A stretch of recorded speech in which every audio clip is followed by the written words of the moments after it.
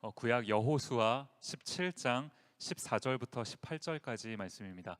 여호수아 17장 14절부터 18절까지 말씀 같이 살펴보도록 하겠습니다. 성경책을 다 찾으셨으면 좋겠어요. 핸드폰도 좋고 종이 성경도 좋습니다. 여호수아 17장 14절부터 18절까지 말씀 같이 찾아서 같이 읽도록 하겠습니다. 저와 여러분이 한 절씩 교독하도록 하겠습니다. 제가 먼저 읽겠습니다. 요셉 자손이 여호수아에게 말하여 이르되 여호와께서 지금까지 내게 복을 주심으로 내가 큰 민족이 되었거늘 당신이 나의 기업을 위하여 한 제비 한 분깃으로만 내게 주심은 어찌함이니까 하니 여호수아가 그들에게 이르되 내가 큰 민족이 되므로 에브라임 산지가 내게 너무 좁을진데 브리스 족속과 르바임 족속의 땅 삼림에 올라가서 스스로 개척하라 하니라. 요셉 자손이 이르되 그 산지는 우리에게 넉넉하지도 못하고 골짜기 땅에 거주하는 모든 가나안 족속에게는 벳스안과 그 마을들에 거주하는 자이든지 이스라엘 골짜기에 거주하는 자이든지 다 철병거가 있나이다 하니 여호수아가 다시 요셉의 족속 곧 에브라임과 므낫세에게 말하여 이르되 너는 큰 민족이요 큰 권능이 있은즉 한 분민 가질 것이 같이 읽겠습니다. 그 산지도 내 것이 되리니 비록 삼림이라도 내가 개척하라 그 끝까지 내 것이 되리라. 가나안 족속이 비록 철병거를 가졌고 강할지라도 내가 능히 그를 쫓아내리라 하였더라. 아멘. 패션나이 예배 오신 모든 분들을 주님의 이름으로 환영하고 또 축복합니다. 우리 앞뒤 좌우에 계신 분들하고 이렇게 한번 인사했으면 좋겠습니다. 실천하는 크리스찬이 됩시다. 지난주에 여러분들이 카드 써서 주셨잖아요. 아빠 감사합니다. 카드를 써서 주셨는데 주일날 이제 우리 아버지들께 그걸 나눠 드렸거든요. 근데 제가 이제 여러 군데에서 듣는 피드백이 참 많은 감동을 받으셨다라는 말씀을 들었어요. 그래서 화요일날 저희 이제 스태프 미팅을 하는데 이종훈 목사님이 특별히 말씀을 해주시더라고요. 우리 디모데 지체들한테 정말 감사했다고 전해달라고. 여러분 정말 수고 많으셨고 정말 감사합니다. 근데 궁금한 게 아파라고 쓴 누구죠? 피아노 파 해갖고 아파 하는 아파 고마워를 투 김강신 목사님이 써놓은 사람 누군지 궁금한데 네, 마음이 아파요. 그런 거 하면 감사합니다. 웃어주셔서. 네. 우리 하나님의 말씀 같이 좀 나눌 때 오늘 이렇게 살고 살게 하는 이란 제목으로 함께 말씀 살펴볼 때 주님 주시는 은혜가 있기를 원합니다. 저희가 CCM 찬양 가스펠 찬양 중에서 이제 종종 부르는 찬양 중에요. 야곱의 축복이라는 찬양이 있어요. 다 아시죠? 너는 담장 너머로 뻗은 나무 가지에 푸른 열매처럼 하나님의 이런 찬양이 있어요. 반응이 굉장히 안 좋아. 차라리 안 부를까 그랬나 본데 굉장히 은혜스러운 찬양이 우리에게 참 감동을 주는 찬양이 있습니다. 제가 이 찬양과 관련해서 저한테는 좀 소중한 하는 추억이 있어요. 그게 뭐냐 하니까 이제 제가 이제 이한이를 임신했을 때 제가 임신한 게 아니라 제 아내가 임신을 한 건데 제 아내가 이제 이한이를 임신했을 때 첫 아이다 보니까 여기 임신해 보신 분들은 아실 텐데 없잖아요, 그죠? 첫 아이다가 보니까 좀 나중에 다 경험하시게 되겠지만 굉장히 특별하고 소중해요. 처음 이제 우리 가정에 임신 자녀가 생겼다라는 사실이 굉장히 독특한 경험이 한 번도 해본 적이 없는 설명할 길이 없는 기분이더라고요.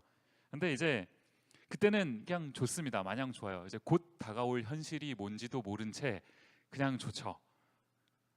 저희 가정도 이제 첫 아이를 딱 임신하다가 보니까 이제 막 이것저것 노력을 하고 싶은 거예요. 뭐 이것도 하고 저것도 해보고 막 이러다. 근데 그 중에 한 가지가 뭐였냐 하니까 이제 아이들이 부모님의 목소리를 듣는다고 하잖아요. 특별히 이 저음으로 깔리는 이 아빠의 목소리를 잘 듣는데요, 뱃속에서. 그래서 밤마다 이제 배에다가 대고 제가 뭐 기도도 해주고 하면서 이것저것 했는데 그 중에 이제 하나가 노래를 불러주는 일이었습니다. 그래갖고 제가 이제 밤마다 이제 이 야곱의 축복을 불러줬어요. 이 뱃속에 있는 이한이가 이제 뱃속에 있을 때 태명은 시온이었는데 이제 시온아 하면서 이제 노래를 막 불러줬어요. 여기 주일학교 하시는 선생님들은 알고 계시겠지만 저희 이한이가 이제 큰 소리가 나는 걸 굉장히 싫어하잖아요. 아마 이 아빠의 영향 때문이 아닌가. 노래를 너무 막 제가 막 불러줘갖고 그런 게 아닐까 싶기도 한데, 저였어도 제 목소리를 매일 밤마다 듣는 거는 좀 곤욕이지 않았을까. 무슨 소리를 하고 있는 건지 모르겠는데, 아무튼 제가 그 노래를 다 아시죠? 제가 노래를 이렇게 썩 잘하지는 못해요. 공감하는 표정으로 이렇게 쳐다보시면 좀 제가 사실 제가 알아요. 제가 노래를 이렇게 잘하지는 않습니다. 제 아내가요. 이제 제가 설교를 하면 디모데 설교는 제 아내가 잘 듣지를 못하니까 모니터링을 잘 못 해주는데, 가끔씩 이제 제가 주일 설교를 하면 제 아내가 이제 설교가 끝나고 집에 가면 이제 이렇게 모니터를 해줘요. 근데 이제 저희 아내는 굉장히 적나라한 사람이거든요. 그래서 적나라한 소리를 막 해주는데, 제가 이제 오늘 설교가 좀 어떠했냐, 내용은 어떠했냐, 뭐 이렇게 얘기를 해주면요, 꼭 하는 말이 뭐 다 좋은데 그 설교 끝나고 그 찬양할 때, 결단 찬양할 때 제발 노래를 부르지 말아라. 그냥 그 가사를 읽어주고 그냥 이렇게 그것만 하지 뭐 노래를 부르지. 제가 이러고 삽니다. 이러고 살아요.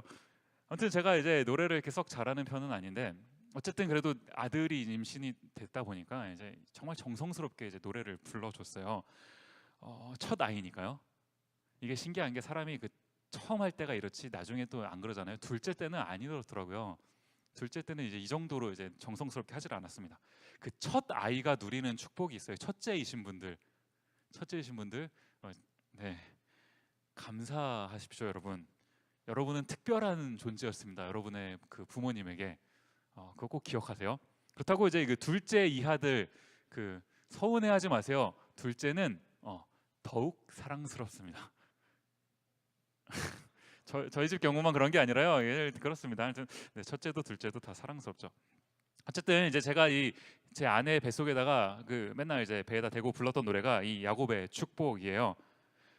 어느 날 제가 이제 정신없이 살다가 보니까 이제 좀 잊고 살았었는데, 어느 날 신기한 게 뭐냐면요, 그 뱃속에 있던 그 시온이가 어느덧 이한이가 돼서 태어나서 말을 하기 시작하더니 저와 함께 이 야곱의 축복을 부르고 있더라고요.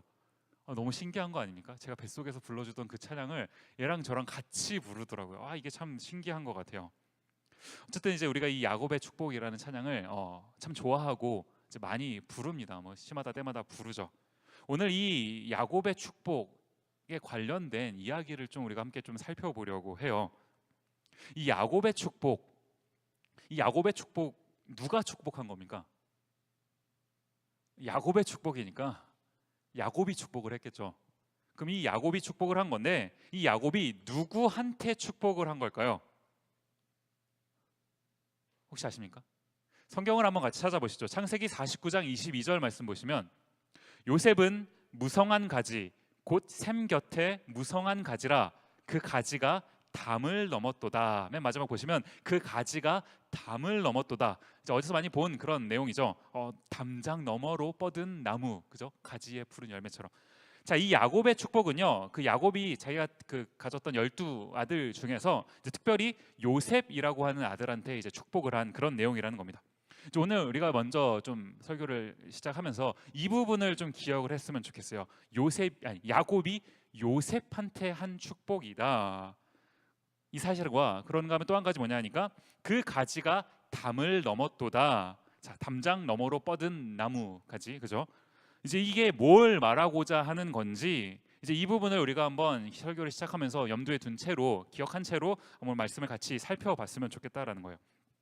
근데 오늘 그 설교를 시작할 때 좀 예민하신 분들, 민감하신 분들은 기억하실 테지만, 눈치채셨을 테지만, 제가 오늘 이 야곱의 축복이라는 내용을 함께 좀 살펴보는 본문을 가지고 말씀을 진행을 하는데, 설교의 본문을 그렇게 하면 이제 창세기 49장으로 잡고 하면은 참 좋잖아요.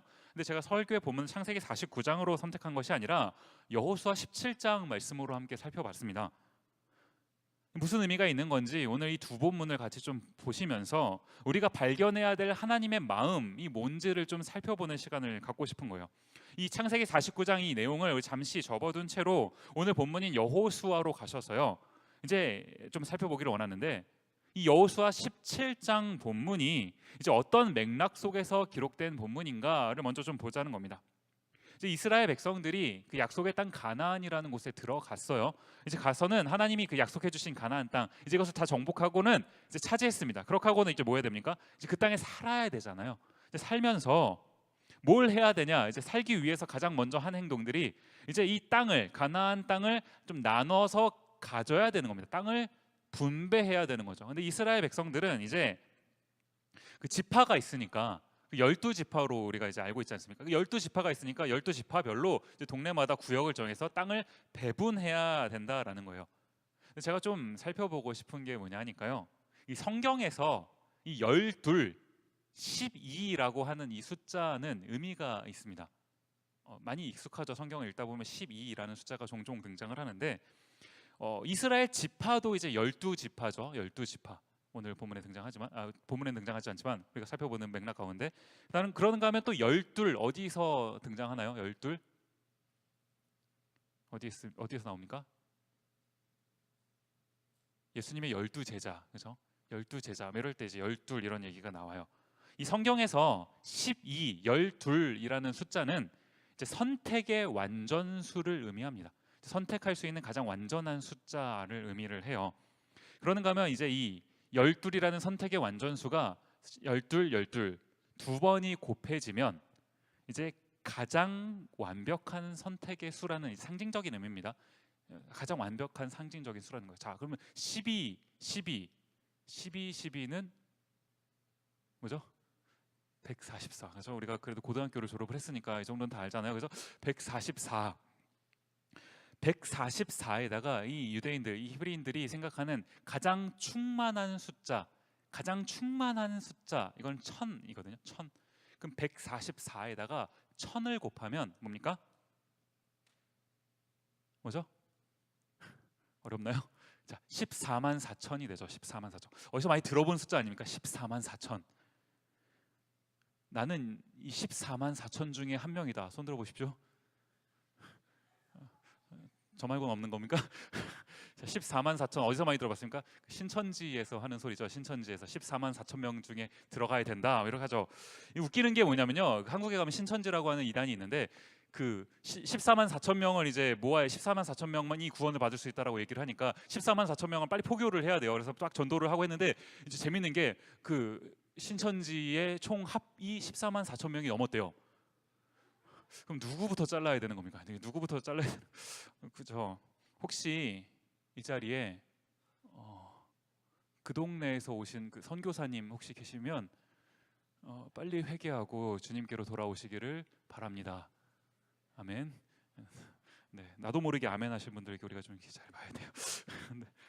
아무튼 이제 이 야곱의 12아들, 이 12아들의 그 이름대로 이제 지파가 나뉘어지게 되는데, 여기에 12지파 속에 특별한 두 가지가 좀 있어요. 한 가지는 뭐냐니까 야곱의 아들 중에서 단이라고 하는 그 지파가 12지파 속에 빠집니다. 오늘 시간 관계상 이걸 다 살펴보지는 않을 거예요. 단은 좀 특별한 의미가 있어서 나중에 기회가 되면 좀 살펴보겠는데, 단이라는 지파가 12지파 속에서 빠져요. 그러는가 하면 또 한 가지 좀 특별한 게 뭐냐니까 요셉이요. 요셉. 우리 요셉이라고 하는 것은 성경을 좀 한두 번 읽어봤거나 교회를 좀 다녀보신 분들은 이 요셉이라는 사람의 그 무게감이 성경에서 얼마나 어떠한지를 알아요. 그 정도 되면 요셉 지파 딱 이렇게 갖고 딱 나와야 이게 정상적인 것 같지 않습니까? 그런데 요셉 지파가 없습니다. 12지파 속에 요셉 지파가 없어요. 대신에 요셉 지파가 없는 대신에 요셉의 두 아들이죠. 에브라임과 므낫세. 혹시 기억나십니까? 맨 마지막에 야곱이 이제 요셉의 아들 축복할 때 이제 이 손을 이렇게 엇갈려서 축복했던, 므낫세가 장자였고 에브라임이 차자였는데, 이거 엇갈려서 차자인 에브라임을 먼저 축복하고 오른손으로, 그다음에 므낫세를 왼손으로 축복한 이 장면 다 기억나시죠? 이 두 아들 에브라임과 므낫세가 이제 요셉 대신에 지파로 분류돼서 들어가게 되는 겁니다. 그러니까 이제 그 뭡니까? 그 단과 요셉이 빠지고 에브라임과 므낫세가 들어가니까 어쨌든 12지파는 맞게 되는 거죠. 오늘 여호수아 본문이 이 요셉의 자손들 에브라임과 므낫세 지파가 이제 여호수아에게 무언가를 요구하는 그 장면이 기록된 그런 본문이라는 거예요. 자, 이 요셉 자손들 이 두 지파가 이제 그 여호수아에게 뭐라고 말을 하는 겁니까? 여호수아 17장 14절 말씀을 여러분 보시면요, 요셉 자손이 여호수아에게 말하여 이르되 여호와께서 지금까지 내게 복을 주심으로 내가 큰 민족이 되었거늘 당신이 나의 기업을 위하여 한 제비 한 분깃으로만 내게 주심은 어찌함이니까 하니. 이게 무슨 말입니까, 여러분? 이 요셉 자손이라고 하는 건요, 우리가 성경의 좀 그 문맥을, 그 배경을 좀 생각한 채로 좀 본다면 12지파 중에서 특별히 내가 요셉 지파다라고 했을 때 이 요셉의 후손들은 그 요셉, 자기의 그 뭐라고 그러죠? 선조 요셉에 대한 얼마나 큰 자부심이 있었겠습니까? 사실 이 야곱, 아버지 야곱을 비롯해서요, 나머지 그 11 아들들, 솔직히 말하면 이게 누구 때문에 살게 된 겁니까? 요셉이 애굽이란 나라의 총리가 되어서 이 사람들을 초청해서 살게 해줬기 때문에 살게 된 것 아닙니까? 그러니까 이 요셉의 후손들은 우리 선조가 요셉이고 내가 요셉 지파다, 너희는 우리 때문에 살게 된 거다라는 이 자부심이요, 이게 얼마나 대단했겠냐라는 거예요. 그러니까 지금 이 요셉의 후손들이, 요셉의 자손들이 여호수아에게 하는 말이 뭐냐 하니까, 여호와께서 나에게 지금까지 이러한 복을 주셨고 그런 복을 받아 누린 게 우리인데, 지금 이런 복을 받은 우리에게 지금 이렇게 분배되는 이 땅 보니까 이거 우리한테 너무 적다 이겁니다. 부족하다라는 거예요. 나는 더 필요하니까 더 받을 자격도 되고 나는 더 필요하니까 더 달라라고 요청을 하고 있더라는 거예요. 지금 이 요셉 자손이 여호수아에게 요청하는 이 내용, 나는 복을 받은 사람이고 나에게는 더 필요하니까 더 주십시오, 더 달라라고 하는 이 장면, 사실 어디서 많이 보던 장면 아닙니까? 우리가 하나님께 기도할 때요, 자꾸 우리가 하나님께 협박하죠. 하나님 날 사랑하신다면서요, 하나님 은혜 주신다면서요, 복 주시겠다면서요, 나에게 주십시오. 하나님 나에게 이런 것들이 필요합니다. 하나님 허락해 주십시오. 은혜로 주십시오. 이런 것들 저런 것들 채워 주십시오 라고 기도하는, 당당하게 요청하는 모습이 지금 이 요셉 자손들이 여호수아에게 요청하는 모습과 굉장히 흡사하지 않냐라는 겁니다. 문제는 여기에 있는 겁니다. 지금 요셉 자손들이 여호수아에게 요청하는 이 내용이나 우리가 종종 기도를 하면서 하나님께 이것저것 해주십시오 라고 말하는 내용이나 뭐가 문제인 겁니까? 우리가 하나님께 그런 것들을 받을 자격이 있다라고 생각하는 그거부터가 문제라는 거예요. 우리가 입술로는 사실 자격 없습니다라는 말 잘하죠. 그런데 우리의 실제 내용을 보자는 거예요. 우리의 기도 내용을 한번 보자는 겁니다. 마치 하나님이 주셔야 되는 것처럼 기도하지 않습니까? 하나님이 우리한테 그런 걸 주셔야 될 아무런 이유가 없는데 나는 마치 받아야만 하는 것처럼 입술로는 자격 없습니다, 죄인입니다 얘기하지만 실상 우리 기도는 그렇지 않다라는 거죠. 우리가 요셉이라는 사람의 일생을 잘 압니다. 나중에 요셉은 자신의 목숨뿐만 아니라요, 가족을 살리고요, 더 나아가서 민족을 살리는 위대한 일을 하지 않습니까? 대단해요. 요셉은 하나님께 참 여러 가지로 복을 받은 인생 맞습니다. 맞는데 우리가 이 요셉에 관해서 뭘 잊으면 안 되는 겁니까? 요셉이 이런저런 축복을 누렸다고 해서 요셉이 자격이 있어서 이것을 누렸다라고 생각하면 안 된다라는 겁니다. 요셉이 자격이 있습니까? 우리가 평가할 것이 아니라요, 요셉 스스로가 자신의 인생에 대해서 뭐라고 평가합니까? 창세기 45장 8절 말씀 보시면, 다음 슬라이드요, 창세기 45장 8절 말씀. 그런즉 나를 이리로 보내신 이는 당신들이 아니요 하나님이시라. 그다음 보시면, 하나님이 나를 바로에게 아버지로 삼으시고 그 온 집의 주로 삼으시며 애굽 온 땅의 통치자로 삼으셨나이다. 지금 이게 무슨 말입니까? 요셉이 하는 말이요, 지금 여기까지 내 삶을 인도하신 것 하나님이 하신 거다라고 얘기하는 것 아닙니까? 요셉이 자격이 있어서가 아니라요, 내가 자격이 있어서 여기 온 것이 아니라 하나님이 그렇게 해주셨다라고 요셉 스스로가 고백하고 있더라는 거예요. 우리는 이것을 은혜라는 말로 부릅니다. 우리는 하나님이 은혜를 주시기로 작정하시고 주시는 그 은혜를 그저 주시면 받을 수만 있는 존재예요. 달라고 요청할 수 있는 자격이 없고요, 주시면 그저 받을 수만 있는 그런 존재가 우리 인간이라는 존재라는 겁니다. 그러니까 혹시 이 자리 가운데 우리가 기도하면서 하나님, 나에게 이것이 필요합니다. 하나님, 나에게 이것이 너무너무 필요해요. 간절히 주님 원합니다. 허락해 주십시오라고 기도하시는 분들 이 자리에 계시면요, 그 기도가 틀린 건 아닙니다. 우리가 하나님 앞에 자녀로서 구할 수는 있겠죠. 우리 이한이가 밑도 끝도 없이 아빠 뭐 사줘라고 말하는 것처럼 우리도 아버지한테 그렇게 요청할 수는 있겠죠. 그러나 하나님께서 우리에게 원하시는 그 궁극적인 요청이, 요구하시는 게 뭔지 오늘 그 부분을 우리가 함께 살펴보면서 좀 마음에 담고 우리가 살았으면 좋겠습니다.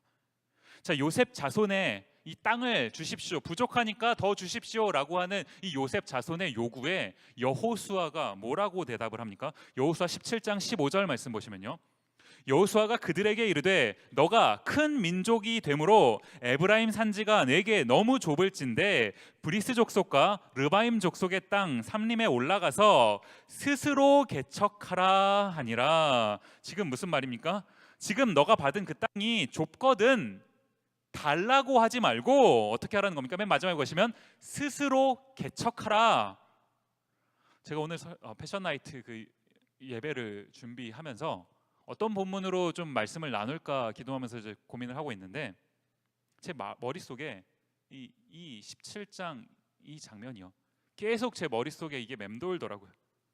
하나님이 우리에게 요청하시는 어떤 삶의 모습이 분명히 있을 텐데 그 삶을 살아가는 우리가 기도하면서 그 삶을 살아가게 해주신 주님께 기도하면서 살아가는 모습, 우리의 신앙이라는 모습이 하나님이 우리에게 요청하시는 그 모습과 비교했을 때 얼마나 그 합당한 그 삶을 살아가고 있는가, 이 부분이 계속 생각나면서요, 스스로 개척하라, 스스로 개척하라 라고 했던 이 여호수아의 외침이 제 머릿속에 계속 맴돌더라고요. 이 스스로 개척하라 라는 이 말이요, 도전이 되기도 합니다. 때로는 그래야겠구나 도전이 되기도 하면서, 때로는 스스로 개척하라 라는 말 두렵고 떨림으로 다가오는 말 아닙니까? 전 또 특별히 목사다 보니까요, 설교를 준비하는데 하나님 제가 나중에 어떤 목회를 할까요? 스스로 개척하라 이러면 갑자기 이제 두려움과 떨림으로 다가오기 시작하더라고요. 어떡하지? 우리가 인생 살아가면서 쉽고 편안한 길이 있고 어렵고 힘든 길이 있다면 누가 선뜻 어렵고 힘든 길을 선택하겠습니까? 요셉의 자손들도요, 큰 복을 이미 받아 누린 사람들이지만서도 이 여호수아의 이 말 앞에 선뜻 순종하지를 못합니다. 뭐라고 대답합니까? 이어진 16절 말씀 보시면 요셉 자손이 이르되 그 산지는 우리에게 넉넉하지도 못하고 골짜기 땅에 거주하는 모든 가나안 족속에게는 벳스안과 그 마을들에 거주하는 자이든지 이스라엘 골짜기에 거주하는 자이든지 다 철병거가 있나이다 하니, 지금 요셉 자손들의 이 말에는 우리가 살펴봐야 될 두 가지가 있는데요. 하나는 뭡니까? 지금 여호수아가 이렇게 개척해라라고 한 그 땅이 우리에게 넉넉하지 못하다라는 말을 먼저 해요. 그렇게 하고는 그 다음 하는 말이 그 땅에 사는 사람들에게는 철병거가 있다라고 얘기를 하더라는 겁니다. 그래서 개척하지 못하겠다는 겁니다. 그래서 정복하지 못하겠다라는 거죠. 자, 넉넉하지 못합니다. 철병거가 있습니다. 그래서 못하겠습니다.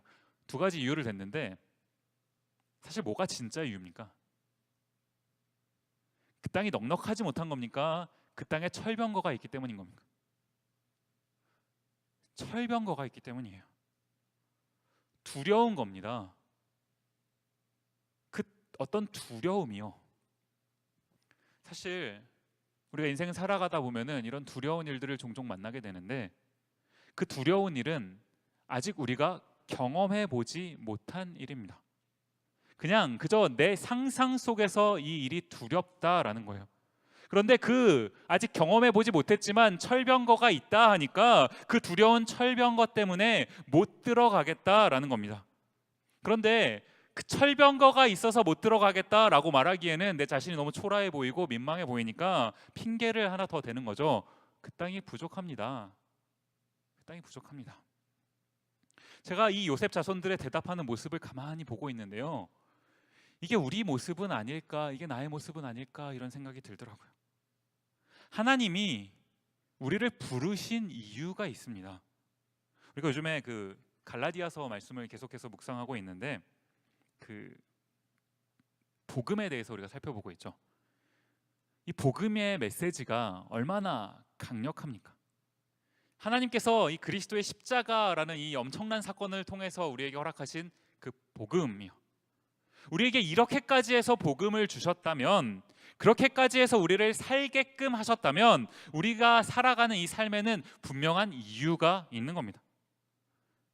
우리의 삶에는 이유가 있는 거예요. 그 이유는 각자 다릅니다. 우리 지금 여기에 몇십 명이 앉아 있지만 삶의 이유의 모습, 그 이유는 각자 다 달라요. 때로는 어떤 사람에게는 이게 이제 꿈이라는 모습으로, 또 어떤 경우에는 비전이라는 이름으로 이제 우리에게 이 삶이 주어지는 것 아닙니까? 각자의 다른 삶이요. 그런데 하나님이 이제 우리에게 허락하신 그 꿈, 비전, 그 삶으로 우리를 인도하실 때 이제 우리가 그 삶으로 인도되어 가면서 그 하나님 앞에서 뭐라고 얘기하는 겁니까? 그곳엔, 그 꿈엔, 그 비전을 이루기에는 거기에는 철병거가 있어서 두렵다라고 말하는 것 아닙니까? 그걸로는 넉넉하지 못합니다. 그걸로는 부족합니다. 핑계를 대지만 사실은 해보지도 않고 경험하지 보지도 못한 그 두려워 보이는 철병거, 그것이 있어서 내가 그것을 못하겠다, 지레 겁먹고 안 하고 있는 것 아닌가요? 이게 하나님께서 복음을 통해 살아나게끔 하신, 살게끔 하신 우리가 살아내는 삶의 모습이냐라는 겁니다. 복음이 도대체 우리에게 뭐냐라는 거죠. 저는 오늘 이 질문에 대한 답을 이 요셉이라는 사람의 삶을 통해서 한번 찾아보고 싶은 겁니다. 지금 여호수아의 이 후반부 장면에서 이제 땅을 이제 분배하는 이 장면 속에서 많고 많은 그 지파, 12지파가 있었으니까요. 12지파 중에서 왜 하필이면 요셉 자손에게 이와 같은 일이 있었냐라는 겁니다. 굳이 이랬다면 이유가 있는 거죠. 지금 이 요청을 하는, 땅을 더 달라고 요청하는 이 요셉 자손의 모습과 실제로 이들의 선조였던 요셉은 어떻게 살았는지 그 삶의 모습을 대조해 보면서 우리가 한번 살펴봐라라는 것 아닙니까? 요셉은 어떻게 살았습니까? 창세기 39장 1절 말씀에 보면 이렇게 기록합니다. 요셉이 이끌려 애굽에 내려가매 바로의 신하 친위 대장 애굽 사람 보디발이 그를 그리로 데려간 이스마엘 사람의 손에서 요셉을 산이라. 요셉이 이끌려 애굽에 내려가매, 지금 이렇게 기록을 하는데, 지금 요셉이 애굽이란 땅에 왜 갔습니까? 뭐 휴가 맞아서 여행 간 거 아니잖아요. 팔려가는 겁니다. 어린 나이에 팔려간 요셉이 이제 어떤 일이 발생할지 몰라요. 누구네 집에 팔렸는데 내가 살지 죽을지 그것조차 모르는 겁니다. 그런데 이런 요셉의 삶에 어떤 일이 이어지는 겁니까? 이어지는 2절 말씀 보시면요, 여호와께서 요셉과 함께 하심으로 그가 형통한 자가 되어 그의 주인 애굽 사람의 집에 있으니. 우리가 그 역사라는 그 관점 속에서 객관적인 사실을 놓고 본다면요, 지금 보디발이라고 하는 어떤 애굽 사람의 집에 이제 요셉이 팔려간 겁니다. 보디발이 요셉을 산 거예요. 그래서 이제 요셉이 보디발의 집에 살게 된 거죠. 그런데 성경이 단순한 역사적인 팩트 이외에 여기에 영적인 해석 한 가지를 덧붙이더라라는 겁니다. 뭡니까? 2절 말씀을 여러분 자세히 한번 보시면요, 보디발 때문에 요셉이 보디발의 집에 있는 겁니까? 아니면 하나님이 함께 하셔서 요셉이 보디발의 집에 있는 겁니까? 후자예요. 하나님이 죽을지 살지도 모르는 이 요셉이라고 하는 어떤 한 인생의, 한 개인의 인생에 개입하셔서 그 인생과 함께 해주셨다라는 겁니다. 요셉은 지금 이런 행운을 누릴 자격이 없습니다. 전혀 자격이 없는데 하나님이 그저 그냥 요셉을 선택하셨고 요셉과 함께 해주신 거예요. 이런 행운을요, 우리는 은혜라는 이름으로 부릅니다. 그런데요, 이 은혜라는 이 어떤 그 아름다운 이름 아닙니까? 은혜, 얼마나 아름답습니까? 이 아름다운 이름과는 어울리지 않게 요셉의 삶이 이렇게 썩 은혜스러워 보이지는 않아요. 평탄해 보이지는 않습니다. 시작부터가 종으로 시작했고요, 그 다음엔 감옥이에요.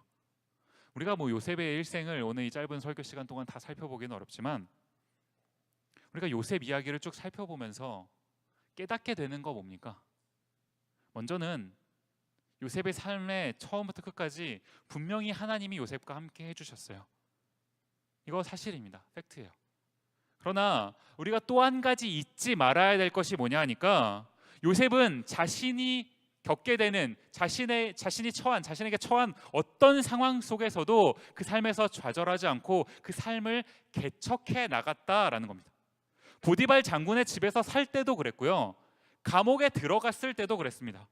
바로 왕 앞에서 그 앞에서도 그랬고, 나중에 심지어 애굽의 총리가 된 이후에도 이 요셉은 어느 곳에 있든지 자신의 삶을 스스로 개척해 나간 인물이었다라는 거예요. 요셉이 보디발 장군의 집에 갔을 때 한번 상상해 봅시다. 한국에서 여러분 미국 다 건너 오셨잖아요. 처음에 어떻게 시작하셨나요? 그냥 바로 대학생으로 시작하신 분도 계시고, 뭐 중고등학교 때 와서 뭐 홈스테이부터 시작하신 분들, 영어 한마디도 못해갖고 막막한 미국 땅에 와서 뭐라고 말을 해야 될지 모르는 그 상황 기억나시나요? 뭐라고 얘기를 해야 될까? 유학만 와도 이런데 팔려가서 종이 됐다면 얼마나 막막했겠어요. 그 어린 나이에. 보디발 장군의 집이 철병거 아니었겠습니까? 나름대로 열심히 살았습니다. 부끄럽지 않게 살려고 했는데 누명을 쓰죠. 감옥에 갇혀요.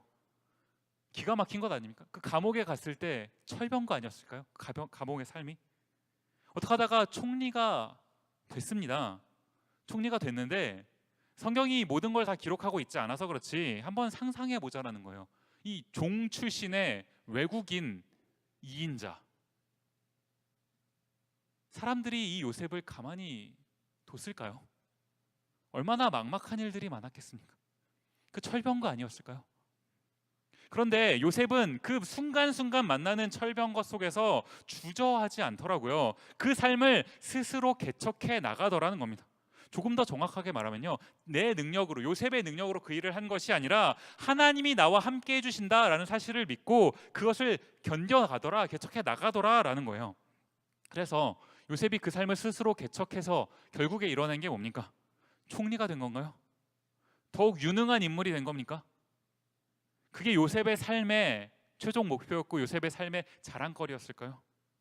제가 성경을 보면서 묵상하고 또 묵상해 봐도 그게 아닌 것 같아요. 요셉도 그렇게 생각하는 것 같지 않습니다. 왜 그렇습니까? 총리가 된 다음에도 요셉의 삶의 태도가 바뀌지 않으니까요. 요셉이 도대체 이러한 스스로 삶을 개척해내는 이 모습을 통해서 뭘 이뤄낸 겁니까? 창세기 45장 7절 말씀해 보시면 이렇게 기록을 해요. 하나님이 큰 구원으로 당신들의 생명을 보존하고 당신들의 후손을 세상에 두시려고 나를 당신들보다 먼저 보내셨나니.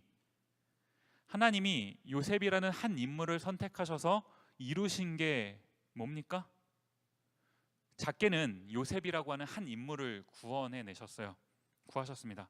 그런데 그 요셉을 구하심으로 궁극적으로 이루신 일이 뭐였던 거예요? 당신들의 생명을 보존하고 당신들의 후손을 세상에 두시려고. 무슨 말이에요? 요셉이라는 한 사람을 선택하셔서 구원해 내셔서 요셉을 통해서 다른 사람들을 살게끔 하셨다라는 겁니다. 이게 정말 놀라운 일 아닌가요? 우리가 복음을 산다고 하는 우리가 언제까지 내 담장 안에서만 살겠냐라는 겁니다. 언제까지 내가 하나님께 기도하면서 하나님, 내 담장이 더욱 아름다워지기를 원합니다 라고 기도할 거냐라는 거예요. 우리가 하나님께, 전능하신 하나님께, 우리에게 복음으로 우리를 구원해 주신 하나님께 고작 구하는 내용이 하나님, 내 담장 안이 훨씬 더 바깥보다 다른 사람의 담장보다 아름다워지기를 원합니다 라는 이 기도의 제목이어야 되겠냐라는 겁니다. 이게 정말로 복음을 살아내는 사람들의 모습이냐라는 거죠. 우리가 어떻게 살아야 됩니까? 초반에 말씀드렸던 야곱의 축복에 나오는 그 내용이요, 담장 너머로 뻗은 나무요. 담장 너머 어떻습니까? 담장 너머. 담장을 왜 쳐나요? 담장 안은 안전해요. 담장 밖은 위험하죠. 철병거 아닙니까? 우스갯소리로 이불 밖도 위험하다고 그러는데 담장 밖은 얼마나 위험하겠습니까? 철벽인 거예요. 그게 우리가 담장 밖에서 만나게 될 현실이라는 겁니다. 해낼 자신이 없죠. 두렵죠. 떨리죠. 상황이 안 됩니다. 주님, 돈도 없고 능력도 없고 현실이 안 되는데 무슨 담장 밖을 갑니까? 그런데 그 담장을 넘어가야, 그 담장 너머로 뻗어가야 내가 사는 것뿐만 아니라 다른 사람을 살게 하는 그런 삶을 살아낼 수 있다는 겁니다. 스스로 개척하라라는 이 개척의 모습이 오늘 우리에게, 앞으로 우리에게 어떤 모양으로 펼쳐질지 모르겠어요. 저는 다 알지 못합니다. 그러나 우리 모두에게는 이 스스로 개척해야 될 이 부분이 분명히 있다라는 거예요. 여러분, 담장 안에 안주하지 마십시오. 내가 하나님 앞에서 잘 사는 거, 나 하나 신앙인으로서 주님 앞에서 온전하게 살아내는 거, 이걸로 끝이 아니다라는 거예요. 제가 오늘 설교 제목을 뭐라고 했습니까? 기억나십니까? 살고 살게 하는 이라고 지어봤어요. 살고 살게 하는. 살고요, 우리가 하나님 앞에서 바로 살아내는 거, 이것도 중요하죠. 그러나 여기서 멈춰서는 안 된다라는 겁니다. 살게 하는 데까지 우리가 가야 된다라는 거예요. 우리가 이런 꿈을 가지고 살아야 되지 않겠습니까? 우리가 비전을 품는다면, 우리 대부분 청년이니까요. 아직 우리 인생 절반도 안 살았잖아요. 우리가 인생을 꿈꾼다면 이런 인생을 꿈꿔봐야 되는 것 아니겠습니까? 나는 죽고 내가 죽어야 온전히 살게 되니까요. 나는 죽고 내가 죽음을 통해서, 나의 희생을 통해서, 내가 개척하는 이 용기와 결단을 통해서 다른 사람이 살고요, 이 모든 것을 통해서 하나님만 드러나는 삶이요, 살고 살게 하는 복음을 산다라는 거, 이런 삶 아니겠습니까? 우리 이렇게 살았으면 좋겠습니다. 아멘. 같이 기도하겠습니다. 고마우신 아버지 하나님, 감사합니다. 하나님께서 복음, 이 엄청난 사건을 통해서 우리 이 땅 가운데 살게 하셨는데, 우리가 이 땅에서 무엇을 하고 살고 있는지 우리 삶을 돌이켜봅니다. 하나님, 나 하나 살아내는 것, 내 담장 안에서 나만 잘 사는 것, 이것에 안주하고 이것에 만족한 삶을 살고 있는 건 아닌지, 우리의 비전, 우리의 꿈이라는 게 고작 이와 같진 않은지